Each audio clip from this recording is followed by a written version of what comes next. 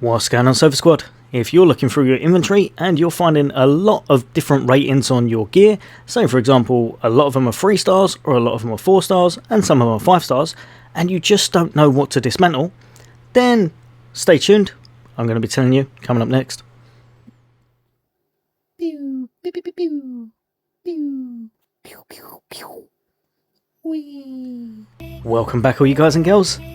Yeah, so the reason I'm putting this video out is because the game doesn't really explain some of the fundamentals, and one thing that I've been trying to work out for a long time, if you have a little look on all of the gear you get, you'll get a star rating. So for example, if you look at this one just here, 4 out of 5 stars. This one just here, 4 out of 5 stars. 4 out of 5 stars. And 5 out of 5 stars. So you might be thinking to yourself, if you get something in this slot that, for example, is this one just here, that's 5 out of 5 stars. So surely you'd dismantle the previous one and you'd equip this and your character is better. That is not necessarily true in the slightest. The game has actually got a very strange way of doing it. What it's telling you is that the perk that this one comes with is a 5-star perk. So if you have a little look, it's telling you that that is a really good and strong perk on it. So untouchable Jarvis barrier, 18% chance when perfect evading an incoming attack to activate a Jarvis barrier. The barrier protects against damage for 20% of maximum willpower. Now I'm not going to lie, this is one of my favourite perks in the game. But it doesn't mean that it will fit in your build, and it doesn't mean that your 3-star gear or 4-star gear will be worse than the 5-star stuff. Not by a long shot.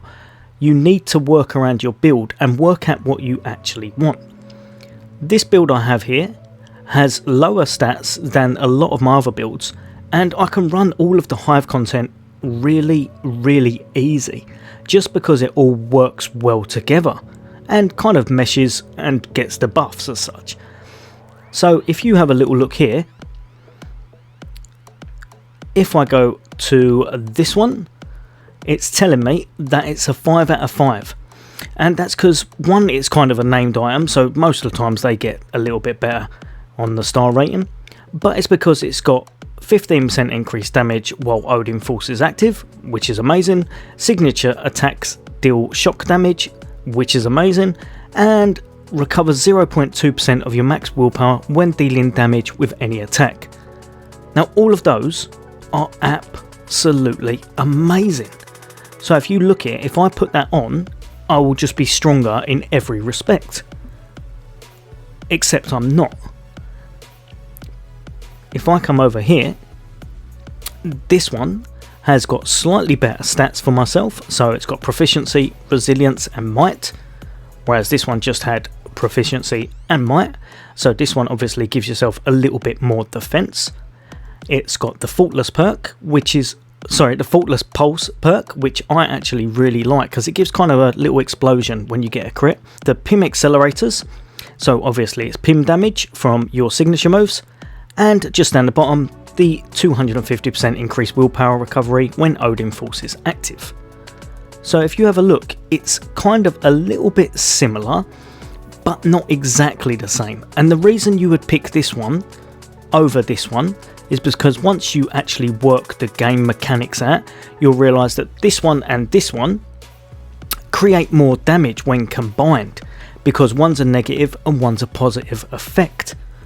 So even though you would think you'd put this one on, you wouldn't. You would put this one on right here.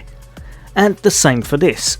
This one right here, it's telling me that this is only a 4-star weapon. It's completely crazy, as in all of my playthrough, this is the strongest weapon I have found in the entire game. Yet if I look through here, it's going to tell me that this one just here is much better. So chance hitting an enemy with a ranged critical attack grants a defense buff. That's that's not bad. It's good. It's 52%, so you're going to get a defense buff, which is nice. And then obviously you've got ranged power attacks deal gamma damage, unleashing gamma radiation on impact, and chance killing a pinned enemy grants a damage buff. The game kind of picks its own way of picking those 5-star perks, so honestly, do not worry too much about what you've got. Make a build around the perks you want to make it around. So say for example with this one, if I was going to be holding down, say for example, the Y button and doing a lot of range damage, this one might work out slightly better. Or if I'm pinning things to the wall all of the time, this one might work out better. But if you come over here, this one here is a 4 out of 5 star. It gives you a 37.5% chance hitting an enemy with a ranged critical attack grants a damage buff. Just hitting them with it. You don't have to kill anything, just hitting them. Ranged power attacks deal gamma damage, unleashing gamma radiation on impact. That again is very good. And the last one, 53.2% chance defeating an enemy with a ranged critical attack grants a damage buff. So if you have a look here, basically this one item on this character makes me have a damage buff almost, I would say, 90% of the time I have a damage buff up just with this alone. And I haven't even spec'd into range damage because I don't need to, because as soon as that first one procs, I get the damage buff and then my range damage goes up anyway. So as you can see from this one's kind of a special item, and that one is a 5-star, and it is worthy of a 5-star, to be perfectly honest. But if you look, say for example, the intensity and might was not what you're after in your build, that 5-star would be worthless. If that had the complete wrong stats to what you wanted, even though it has got some great perks on it, you may still want something else in its place. And that's because you have to build around the build you're going for. Say for example I wanted to do a pure ranged build. Intensity and might would not be what I was after.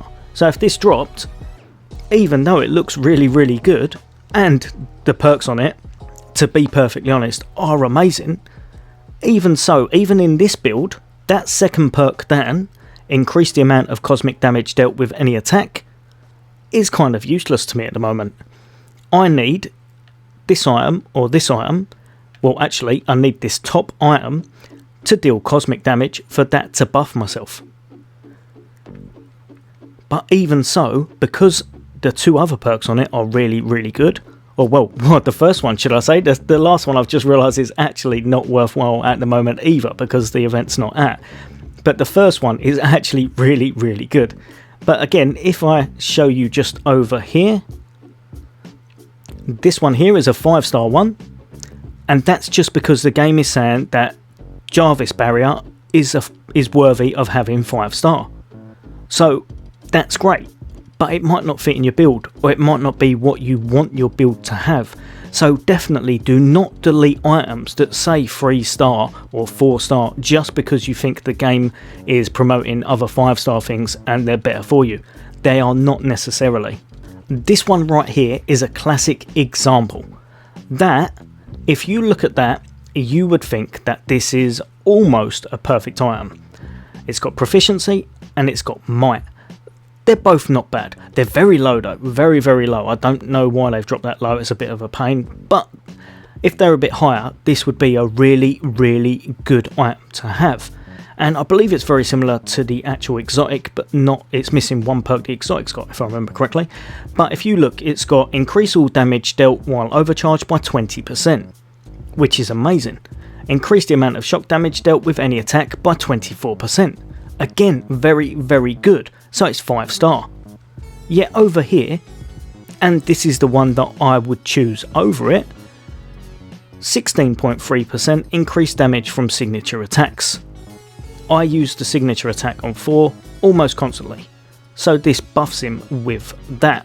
Lethal protection, pretty much 18.6% chance defeating enemies grants a defense buff, which is really good. Defense buffs and damage buffs in this game can make the difference between killing things within a couple of minutes or within 10 to 20 seconds, or even a few seconds if you put your might etc all the way up. And the last one, defeat 3 enemies in rapid succession to grant a defense buff. So if you have a little look, it's got proficiency, resolve and might. So I would say that is probably better than that. This one will do a little bit more damage, in fact quite a little bit more damage actually, but as an all-round item, this one gives a bit of damage to your signature move while giving you really strong defense. So if I put that on my build, for example, so if I have a little look through now, basically that one just there, when it shows it, that one just there, if I'm using my signature attack, it will hit them with particle damage. If they've already been hit by a ranged attack and they're suffering from that gamma radiation, because it's a positive and a negative, hitting it will hit it for a lot harder. I'm not 100% sure, I think it's double, but I'm not 100% sure, I haven't done the maths on that yet to be honest, but it is much harder. Now, this is 4-star. While I'm hitting them, I will be getting willpower recovery as soon as I press down the right trigger and use my Odin Force. I'll also be getting the crits off and doing the damage explosions. This one will be giving me a permanent damage buff almost all the time. This one is not the best. I'm not going to lie, I haven't come to it because it is not the best. It's just something I've chucked on because it has the stats I want. So that one probably is a 3 or 4 star. It's not the best. But again, now looking at this one, I've got extra damage from the might, extra damage on my signature move, and I'm going to have a defensive buff. Probably 80-90% of the time again, as long as I'm killing things.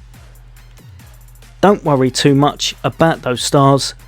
Build your character how you want, and I would say the best thing you can do, go to the training room. Put stuff on, go to the training room, test it out.